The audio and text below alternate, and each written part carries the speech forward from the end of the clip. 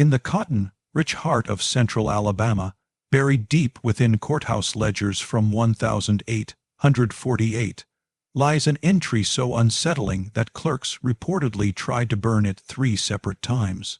It was not illegal, not forbidden by written law, yet it sparked a scandal so severe that 2 prominent families abandoned estates worth more than $40,000, a fortune that would cross into the millions today. The record describes a transaction that should have been routine on paper, but instead became a whispered nightmare that older men refused to articulate even decades later. This single entry, written in a clerk's steady hand, concealed a decision so extraordinary and socially unthinkable that it would eventually claim 11 lives across 2 counties and stain the name Yancey for generations. The truth behind this document was not merely hidden, it was buried. Pages from the subsequent investigation vanished so cleanly that archivists later noted the removal could only have been done by someone with direct access to government files. Witnesses contradicted themselves under pressure. Some refused to testify. Others recanted, then mysteriously disappeared. Whatever happened that spring on the Yancey plantation had been carefully, deliberately obscured. But fragments survived, enough to reconstruct the unsettling origins of a bargain made out of desperation, shame, and the rigid cruelty of Southern society. The scandal began not with violence or rebellion, but with something far quieter, a girl nobody wanted. The Yancey plantation stretched across nearly 800 acres of rich soil along the Cahaba River, its fields so heavy with cotton that from a distance they resembled permanent snowdrifts. By 1848, Alabama had become the empire of King Cotton, its wealth built on lands taken from Creek and Choctaw peoples and maintained through the brutal labor of enslaved men and women. Thomas Yancey, the plantation's master, was respected just enough to be tolerated by the county's elite and wealthy enough to resemble the class he longed to join. He owned 43 enslaved people, a number significant but not quite aristocratic, and he clung fiercely to the veneer of respectability that his world demanded. His wife had died giving birth to their only child, Catherine, in 1828. Catherine grew up between luxury and loneliness, surrounded by fine dresses, French tutors, imported furniture, and a house staffed by enslaved labor, yet marked by something that rendered all of it meaningless. A deep purple birthmark covered the entire left side of her face, a port wine stain stretching from hairline to jaw. In an era obsessed with physical perfection as proof of moral purity, Catherine's appearance was considered a divine judgment. The mark branded her as defective, cursed, and worst of all, unmarriageable. It did not matter that Catherine could read Latin fluently, played piano elegantly, or possessed her mother's sharp intelligence. None of those traits mattered in a society where a white woman's value depended entirely on marriage. Between 1844 and 1847, Thomas arranged 7 meetings with potential suitors. Each ended in humiliating failure. The final suitor, a widower from Mobile, took one look at Catherine before declaring he would rather remain alone than bind himself to a woman marked by the devil's thumbprint. Catherine, 20 years old, sat in a fine silk gown worth more than most families' annual earnings, listening to a man compare her to livestock he refused to purchase. Something inside Thomas cracked after that day. He withdrew from church gatherings, stopped discussing his daughter's future, and began pacing the house at night. Catherine retreated as well, spending long days in the library or the music room, becoming increasingly invisible to the white society that had rejected her before she'd been given a chance to belong. The plantation continued running as plantations always did, through the constant, unacknowledged labor of enslaved people whose lives were recorded only in ledgers. Among them was a man called Samuel, tall, strong, and skilled in carpentry, so skilled that Thomas permitted him to work on the house itself, a rare allowance granted out of financial practicality rather than kindness. What Thomas never knew, and what no law permitted to exist, was that Catherine and Samuel had begun sharing quiet accidental conversations during these repairs. At first, she read aloud while he worked, both pretending the other wasn't listening. Over months, these silent encounters grew into an unspoken familiarity neither dared name. By early 1848, that fragile, forbidden connection had become something dangerous, a possibility that their society did not allow, define, or even imagine. But the true danger emerged not from them, but from Thomas, who after years of desperation finally considered a solution so unthinkable that it would tear apart everything he owned, everything he believed in, and ultimately everyone involved. And it began on a single night in March when he summoned Samuel into his study, a room no enslaved man entered without fear, and made an offer that defied the foundations of Southern law, religion, and race. Thomas Yancey's study smelled of whiskey, aging wood, and the faint bitterness of a man cornered by fate. And when Samuel stepped inside that night, expecting punishment, he found instead a proposal that shattered every boundary their world believed unbreakable. Thomas sat slumped behind his desk, exhausted in a way that looked deeper than illness or age, and what he offered was not a threat or reprimand, but a bargain that sounded like madness spoken aloud. Samuel would be freed, granted forged papers, and given a new surname and identity. If he agreed to marry Catherine, it was not immediate freedom but conditional, dependent on a union no law explicitly forbade yet no society would tolerate. A union that would give Catherine a protector and Samuel a future beyond the chains he had worn since birth. The silence that followed felt unnatural, like the air itself rejected the idea, because nothing in Alabama in 1848 allowed a white woman to marry a man who had been enslaved in her father's household days earlier. But Thomas spoke with the clarity of a man who had run out of acceptable options. Catherine was nearing 30, isolated by the birthmark that society interpreted as omen or curse. And when he died she would be vulnerable, unmarried, and left to the mercy of relatives who had already made it clear she was unwelcome. In his desperation, Thomas had decided that the only man who knew Catherine's gentleness, who had listened to her voice and respected her intellect, who posed no threat to her and yet could protect her, was Samuel. Samuel asked what would happen if he refused, and Thomas's answer was cold, almost casual. He would be sold south to the hellish sugar plantations of Louisiana, where enslaved people rarely survived more than 5 years. And then Thomas would offer the bargain to someone else. The clarity of the threat stripped the illusion of choice away, leaving Samuel to confront the impossible weight of a decision that would redefine not only his life, but the lives of every person on the plantation. When Samuel met Catherine later in the library, the room where their strange connection had quietly formed, she stood rigid with tension, her face half shadowed in lamplight. She told him she knew what her father had proposed. She did not romanticize it. She called it what it was, a transaction that gave her protection and gave him freedom, a partnership built not on affection but on survival. Yet she also understood the cost he would bear. He would live in constant suspicion, questioned by white men who doubted his papers, resented by enslaved people who would see him as a traitor, trapped in a limbo where he was neither fully free nor accepted. And she did not promise love, only honesty, respect, and the assurance she would never weaponize her whiteness against him. Samuel accepted on the condition she never endanger him with accusation or implication, and when she agreed, their handshake sealed a pact that none of them fully understood the consequences of. 3 days later, in Thomas's study, they were married by a circuit rider who left no record of the ceremony after accepting $50 for his silence.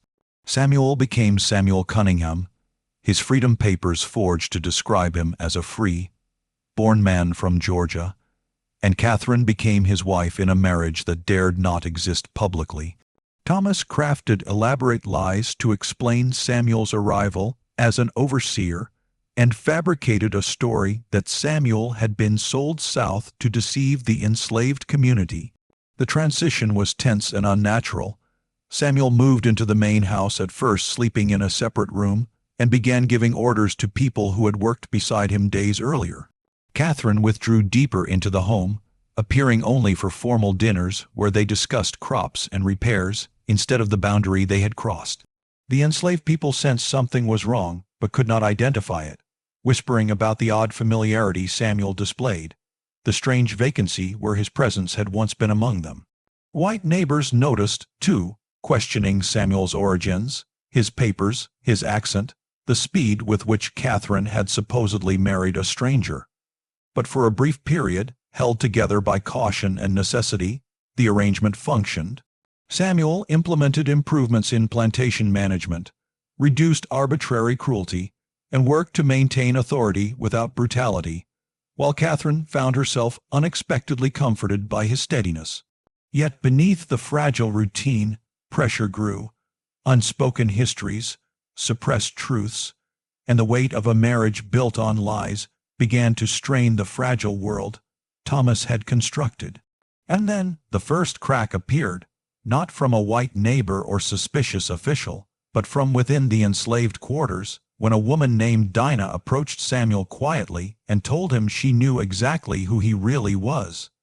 Dinah's voice trembled with a mixture of fear and certainty when she told Samuel she recognized him, not as the newly arrived overseer from Georgia, but as the boy who had grown up on the Yanzi plantation, the son of a woman who died during the cholera outbreak, and the brother of a girl sold south years earlier to cover Thomas's debts. She had known him since childhood, known his mother, known his sister, and the moment she saw him giving orders with a confidence that did not fit the story he'd been given, she understood the truth others had only started to suspect. She warned him, not out of malice but out of fear, that others in the quarters were beginning to notice the inconsistencies, the way he slipped into familiar speech patterns, the way he remembered details no outsider should know, the way Catherine looked at him with something that resembled genuine affection instead of the cool politeness expected between a white woman and a hired overseer. Dinah said she would keep his secret for now, but secrets in places like Alabama never remained buried for long, and if the truth escaped, the consequences would be catastrophic for him, for Catherine, for the enslaved community, and for anyone who might be accused of helping conceal the arrangement. Her warning did more than expose danger. It pierced Samuel's carefully maintained numbness, forcing him to confront the guilt he had been avoiding since the day he agreed to the marriage. He had secured his own freedom, yes, but at a cost. He had risen above the people he once worked beside, leaving them trapped in a world he had narrowly escaped, and the realization that his survival might come at the expense of theirs twisted inside him like a blade. That night, Samuel told Catherine everything Dinah had said, describing his fear, his guilt, and the unraveling facade that threatened to expose them both. Catherine listened, her face pale, her expression tightening with the awareness that their arrangement was no longer sustainable. Something within her had been shifting for months, living with Samuel, speaking with him as an equal, seeing the world through his experience had cracked the beliefs she had inherited. She confessed that she had been thinking about the same moral dilemma. How could they continue living off the labor of enslaved people when the foundation of their marriage itself defied the logic of slavery? How could she justify inheriting a system she now recognized as cruel and monstrous?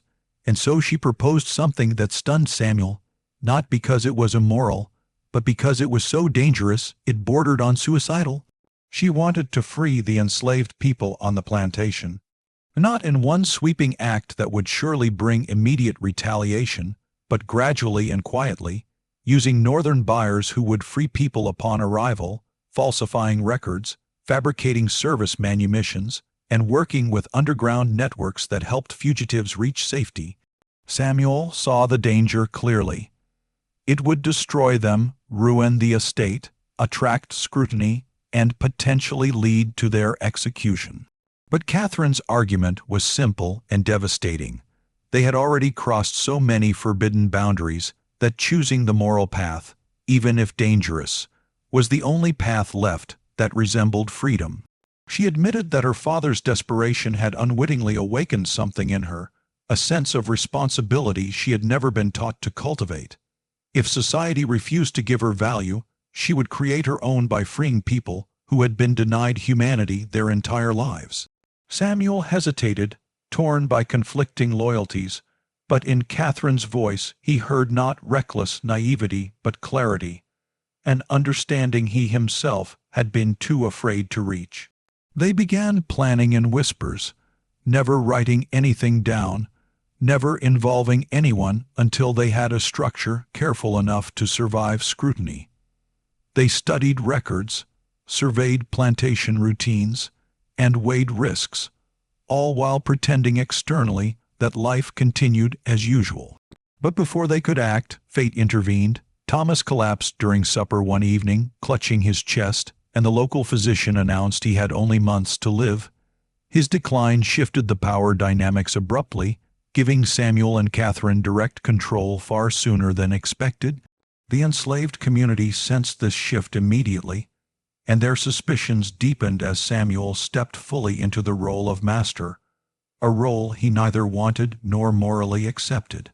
Just when Catherine and Samuel began preparing their liberation plan in earnest, a new threat arrived in the form of a traveling slave catcher, a man claiming that Samuel matched the description of a fugitive from Georgia.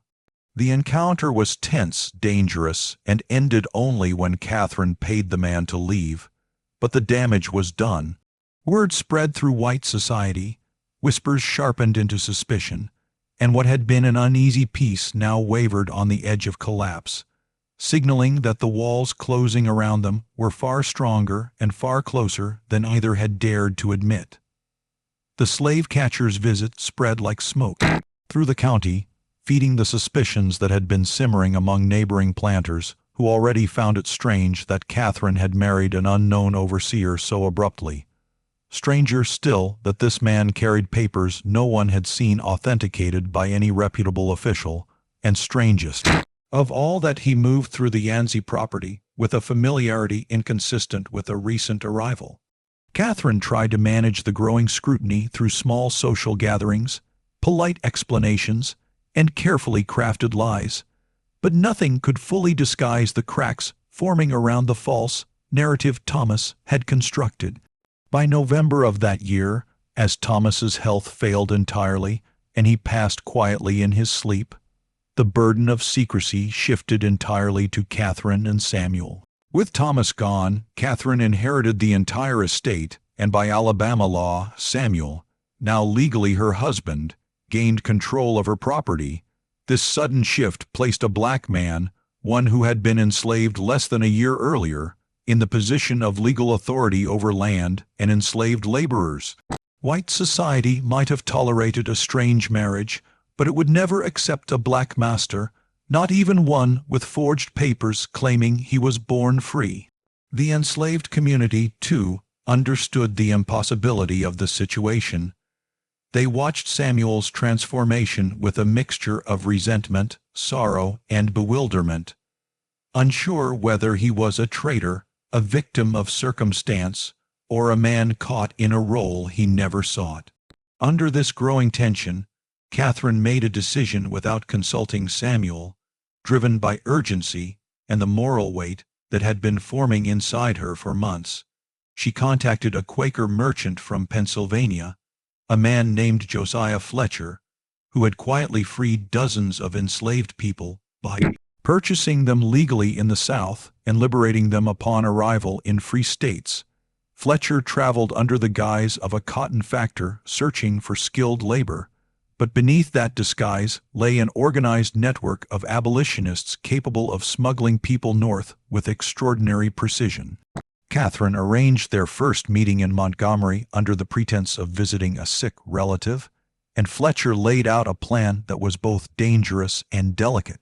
He could purchase people in small groups, transport them north through coded routes, and free them as soon as they crossed into Pennsylvania.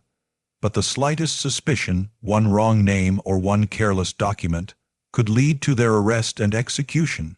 Catherine understood the danger, but had already decided that the cost of doing nothing was morally unbearable, In January, she sold the first group, Peter, Rachel, and Rachel's brother Marcus, under the falsified claim that they were being transferred to a cotton factory in Mississippi. Catherine told them the truth the night before Fletcher arrived, and their disbelief softened into cautious hope as they realized that freedom might be waiting at the end of a dangerous road. When Samuel discovered these sales weeks later, after another woman named Sarah confronted him with questions fueled by fear and uncertainty, he experienced a surge of shock, betrayal, and reluctant admiration. Catherine had acted without him, not to deceive him, but to protect him, believing that if she were caught, Samuel could still escape punishment by claiming ignorance.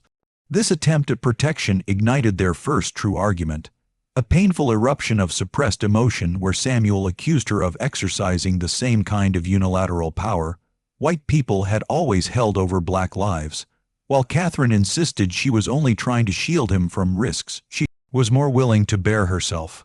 After hours of raw honesty, they reached an understanding. From that moment forward, they would plan the liberation together, share the danger equally, and accept that their partnership, born from desperation, had transformed into something rooted in trust. As weeks passed, their operation expanded. More people were quietly freed, more lies crafted, more documents forged. But every step forward increased the danger, especially as neighboring planters began to notice the dwindling number of enslaved workers on the Yancey estate. One planter hired a lawyer, Harrison Griggs, known for his meticulous investigations and deep commitment to preserving the economic foundation of slavery. Griggs began comparing sale records, sending inquiries to the fictitious buyers Catherine had listed, and discovering discrepancies one by one. The more he uncovered, the more determined he became to expose whatever wrongdoing lurked within the Yancey property. By early autumn, Griggs's suspicions hardened into certainty. Enslaved people were not being sold south. They were disappearing entirely. And as he prepared to bring his findings to the county sheriff, Catherine and Samuel found themselves racing against time, desperately trying to free the last remaining enslaved people before the truth crashed down upon them with all its violent consequences. The closer Harrison Griggs moved toward exposing the truth, the more Catherine and Samuel felt the air around the plantation tighten, as if the walls themselves were preparing to collapse inward, and their plan already balancing on secrecy, forged papers, and fragile trust, began racing against a clock neither of them could see but both felt beating with merciless urgency. Fletcher, the Quaker ally who had already helped free nearly a dozen people from the Yancey estate, warned them in a coded letter that the county was stirring with suspicion, and that Griggs in particular had a reputation for never abandoning a case once he sensed blood. Catherine read the letter at midnight, her hands trembling, realizing that they no longer controlled the pace of events. The outside world was closing in faster than their liberation efforts could keep up. Samuel, watching her process the implications, understood that their window for remaining hidden was rapidly shrinking. He suggested accelerating the plan, freeing everyone in one swift, coordinated escape, but Catherine knew such a move would be suicide. Removing dozens of enslaved people at once would create noise, questions, witnesses, and a trail so obvious that Griggs's men could follow it blindfolded. Still, doing nothing meant certain exposure. And so, they devised a desperate compromise. They would free the remaining families in 3 waves over the next 6 weeks, pushing every boundary of caution and risking detection at every turn. As the first of these final groups prepared quietly in the dark, clothes hidden beneath floorboards, food stored in sacks, and prayer whispered for courage, an unexpected threat emerged from within the community itself. A man named Elijah, known for his bitterness and his willingness to trade information for privileges, had grown increasingly agitated as people around him vanished in the night. He confronted Samuel openly, demanding answers, threatening that if he wasn't told the truth, he would go directly to Griggs and sell whatever suspicions he held in exchange for money or favor. Samuel tried to calm him, explaining only that changes were coming and urging patience, But Elijah's anger had fermented into something sharp and dangerous, fueled by fear that he would be left behind or sacrificed. 2 nights later, Elijah made his move, traveling secretly to the neighboring plantation under the pretense of delivering a message and asking to speak privately with Griggs. But fate intervened. Rachel, one of the first freed by Fletcher, had written a coded letter back to the plantation warning that Griggs was preparing to stage a formal investigation within the month. Elijah's disappearance confirmed the worst. Catherine and Samuel realized Griggs now had a direct informant, someone who could expose details that only those on the property would know. They had no choice but to accelerate their plan again, compressing 6 weeks of careful preparation into 10 frantic days. Catherine forged new bills of sale long into the night, her handwriting steadily deteriorating from exhaustion as she signed the names of non-existent buyers and fabricated transfers to counties she prayed Griggs would not check immediately. Samuel met with families in the quarters under the guise of routine inventory, passing coded instructions through subtle gestures and quiet remarks that would go unnoticed by Elijah and anyone else collaborating with him. Fletcher agreed to risk a second northern route and called in 2 additional abolitionist couriers who would arrive disguised as cattle traders. Meanwhile, Griggs's suspicion escalated to near obsession. He visited the Yancey property twice in 1 week, questioning the enslaved people, reviewing crop yields, inspecting outbuildings, and examining sales ledgers with a meticulous gaze that made Catherine feel as though he were reading her very thoughts. Each time he left, she collapsed into a chair or into Samuel's arms, trembling because she knew they were only surviving by seconds. And then, the worst possible news arrived. Fletcher had sent word that Elijah had died suddenly on the road, stabbed by unknown assailants before he reached Griggs. No one knew whether Griggs was aware of Elijah's intention to speak, but his death meant one terrifying thing. Someone else was watching, someone neither Catherine nor Samuel knew, someone who understood the stakes and was willing to kill to protect or destroy the fragile, forbidden world they had built. The sense of danger sharpened into something colder, more suffocating, and Catherine realized that what had started as a desperate attempt to protect her life and Samuel's freedom had now become something much larger, something that was spiraling beyond their control and drawing in forces neither of them understood.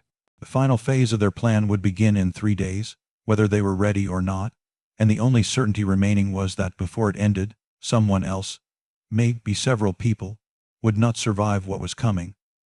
The final phase began under a sky so heavy and silent that it felt like the air itself feared what was about to unfold. And Catherine woke before dawn with the sense that every decision she had made since agreeing to her father's impossible bargain was now converging into a single, irreversible point.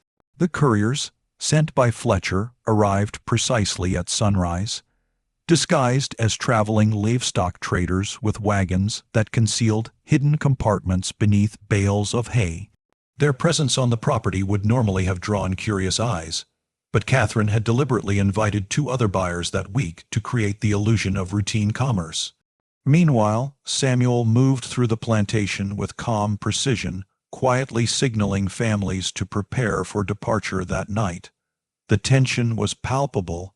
Every whispered instruction carried a weight that pressed against the edge of panic. Children clung silently to their mothers, elders prayed under their breath, and even the wind seemed to still itself, as though refusing to risk betraying a sound.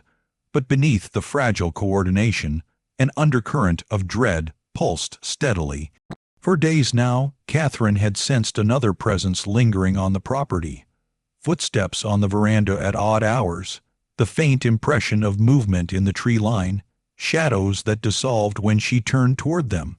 She could not shake the feeling that Griggs was no longer the only threat, that someone else had taken interest in the Yancey estate's unraveling. Her suspicion was confirmed when Samuel discovered footprints in the soft earth near the quarter road, prints too large for any woman and too fresh to belong to anyone on the property. They had been watched, perhaps for weeks. Still, the plan had reached a point of no return. At midnight, Catherine and Samuel gathered the final group, 13 people, including Dinah, who had become one of their quietest allies, and guided them toward the hidden wagons waiting beyond the north field. The night was thick with the scent of pine and damp soil, and every rustle of brush sent tremors through the group. The couriers worked quickly, lifting children into the compartments, helping elders climb inside, and securing the hay with practiced efficiency.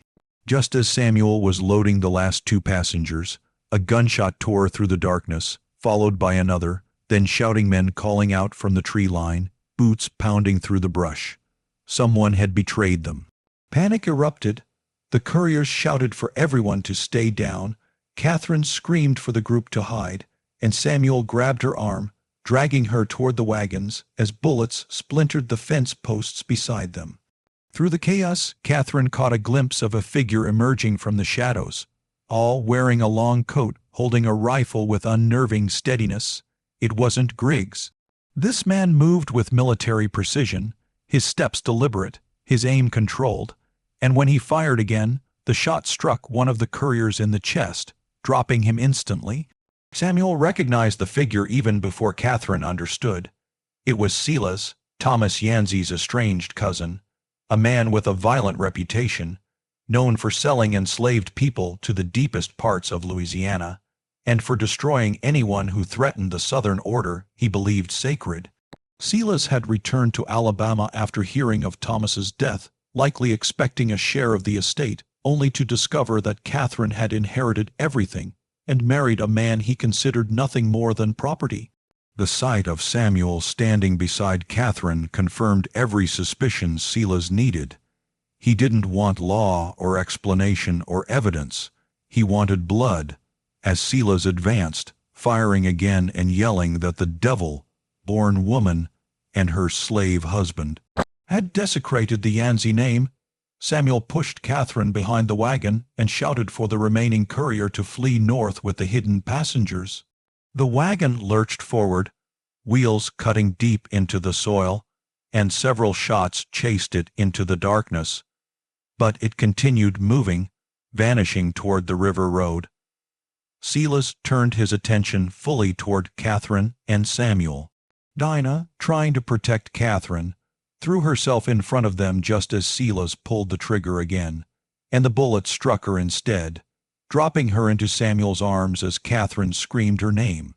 The sound of Dinah's last breath seemed to freeze the entire world, and something inside Samuel snapped with a ferocity he had never known.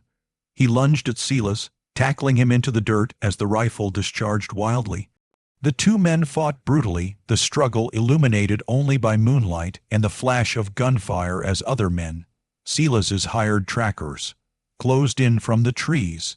Catherine, shaking uncontrollably, grabbed Silas's fallen rifle, and though she had never shot a gun before, she lifted it with both hands, sighted down the barrel through her tears, and fired. The shot struck one of Silas's trackers, causing the others to pause, giving Samuel just enough time to grab Catherine and pull her toward the house as flames erupted in the distance. The couriers had set fire to the storage barn as a diversion. The screams, the smoke, the shouts, all blended into a single chaotic symphony as Catherine and Samuel fled across the yard, knowing that whatever happened next would determine not only their own survival, but the fate of everyone who had managed to escape into the night. Smoke billowed across the yard as Catherine and Samuel sprinted toward the house, their lungs burning, their legs weakening with each frantic step. But the terror behind them pushed them forward. Silas's enraged shouts, the pounding boots of his hired trackers, and the distant crackle of flames devouring the barn. The night had transformed into a battlefield, the plantation a maze of shadows and fire, and every second felt stolen from death. Once inside the house, Samuel barred the door with a heavy chest while Catherine stumbled to the window, searching desperately for signs of the courier's safe passage. She could see only darkness, flickering firelight, and figures moving near the quarter road. But she could not discern whether they were allies or enemies. Samuel grabbed her shoulders, urging her to focus, reminding her that if Silas reached them, everything. The freed families, their fragile marriage, their very lives, would be erased. Upstairs, they barricaded themselves in Thomas's old study, the room where the impossible bargain had begun, the place where every lie, every risk, every act of defiance had taken root. The irony struck Catherine with brutal clarity. They were trapped within the same walls that once represented power and security, walls that now felt like the ribs of a collapsing beast closing in around them. From the yard below, Silas shouted for them to come out, his voice slurred with fury yet sharpened with triumph, promising Catherine a mercy that dripped with violence, promising Samuel a punishment reserved for men he considered less than human. His trackers spread around the house carrying torches, threatening to burn the home to the ground. Catherine's breath trembled as the reality settled. Silas did not want justice. He wanted extermination, revenge, and the restoration of a world in which she and Samuel had no right to exist. Samuel began searching the study for weapons or exits, but the room, filled with ledgers, maps, and memories of Thomas, offered little. The window was too high to jump from safely, and the only spare rifle held 2 bullets. Catherine steadied her shaking hands and loaded the weapon as Samuel overturned furniture to create makeshift barricades, though both knew none of it would hold long. Then a voice echoed from somewhere outside, a woman's scream, sharp and panicked, and Catherine recognized it instantly. It was Sarah, one of the enslaved women still on the property, dragged into the yard by Silas's men. Silas shouted that he would kill her if Catherine and Samuel did not come down, each word punctuated by a backhanded slap that echoed against the house.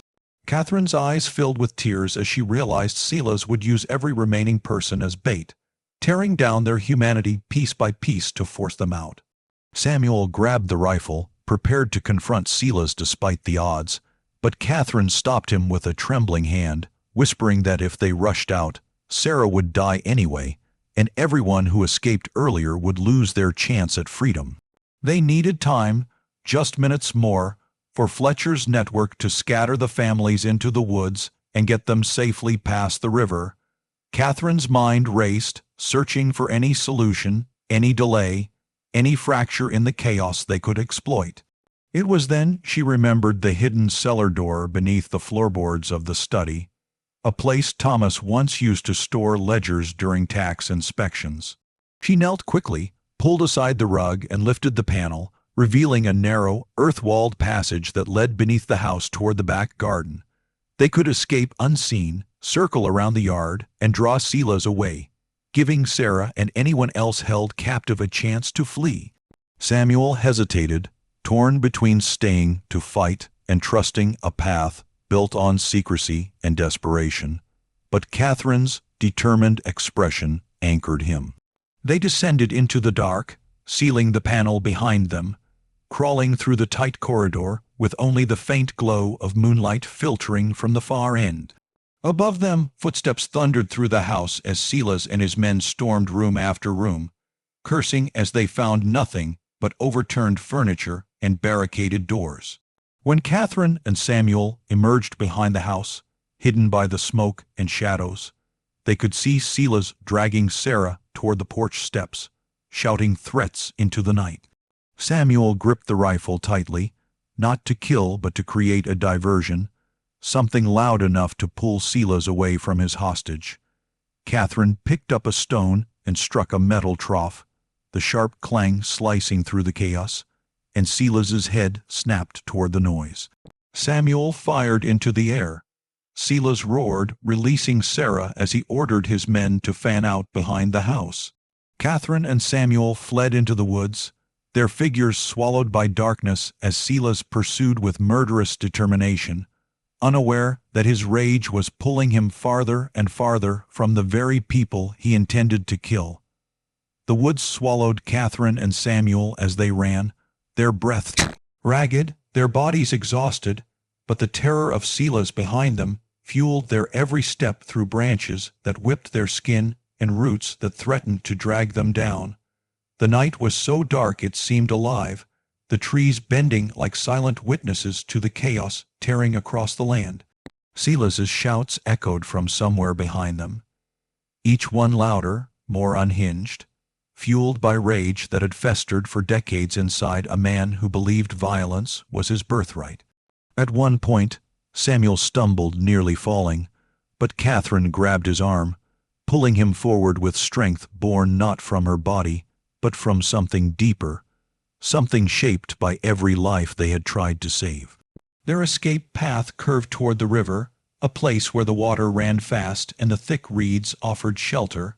If they could reach the far bank, Fletcher's men, those who survived, would know to search there. But Silas was closing in, his boots snapping twigs, his curses cutting through the air like blades. When Catherine and Samuel reached the clearing near the water, their hopes faltered.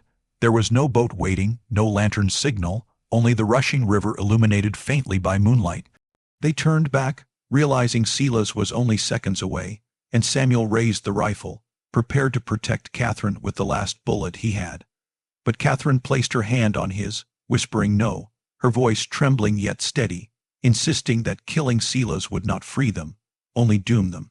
Samuel hesitated, torn between survival and the moral boundaries he refused to cross, but the decision was taken from both of them when Silas burst from the tree line.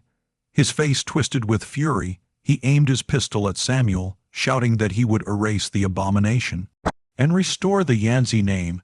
Catherine stepped forward without thinking, placing herself between the barrel and Samuel, her arms spread as she begged Silas to stop. Her voice shook but carried a truth Silas could not comprehend. She told him that the world he fought to preserve was already dying, that cruelty disguised as tradition was collapsing under its own weight, and that what she and Samuel built, however forbidden, was more human than anything Silas had ever defended. Silas snarled, dismissing her words as madness, and pulled the trigger, but the shot never reached her. Samuel lunged, knocking the pistol upward, and the bullet fired into the night sky. Silas struck Samuel across the face with the pistol's handle, sending him to the ground, and raised the weapon again to finish it. At that moment, the riverbank erupted with lantern light as Fletcher and two surviving couriers emerged from the reeds, shouting for Silas to drop the gun. But Silas, blinded by hatred, fired at the newcomers instead, grazing one courier's arm and prompting Fletcher to rush forward. The struggle unfolded in seconds. Silas swung wildly, Fletcher grabbed his arm, the pistol fell, and Catherine kicked it into the water as the river swallowed it whole. Silas roared, breaking free, but before he could attack again, Samuel tackled him from behind, dragging him toward the riverbank. The two men grappled at the edge, their feet slipping in mud, their bodies outlined by lantern light, until Silas lost his footing. With a final heave, Samuel pushed him backward, and Silas tumbled into the rushing water. The river, swollen from recent rains, seized him immediately, pulling him into the current as he clawed at the surface, his furious screams fading into the darkness until only the sound of water remained. Silence fell. Catherine collapsed beside Samuel, tears mixing with mud and sweat as she held his face in her hands, both of them shaking from fear, exhaustion, and the grim knowledge that the nightmare was finally over. Fletcher approached gently, telling them that the families had reached safety across the Alabama line, that the trackers had scattered, and that the fire had consumed enough structures to erase evidence of the escape's true nature. But he also warned them that they could never return, not as owners, not as citizens, not as husband and wife under the law of the South. And so, Catherine and Samuel made their choice. They followed Fletcher's network north, traveling through secret routes, changing names, leaving behind the land drenched in blood and courage. They eventually settled in Pennsylvania under a quiet identity, living not as fugitives but as two human beings bound not by desperation anymore but by love, resilience, and the memory of those they fought to save. The Yanzi plantation fell silent, abandoned, then reclaimed by earth and time.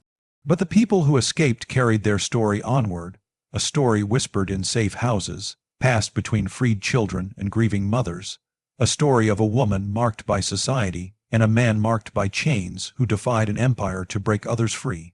And long after their names faded from records, long after the house collapsed into ruin, the truth endured, that freedom was born from their courage, and that the river, swollen that night with moonlight and justice, washed away not just Sila's, but the last breath of a dying world.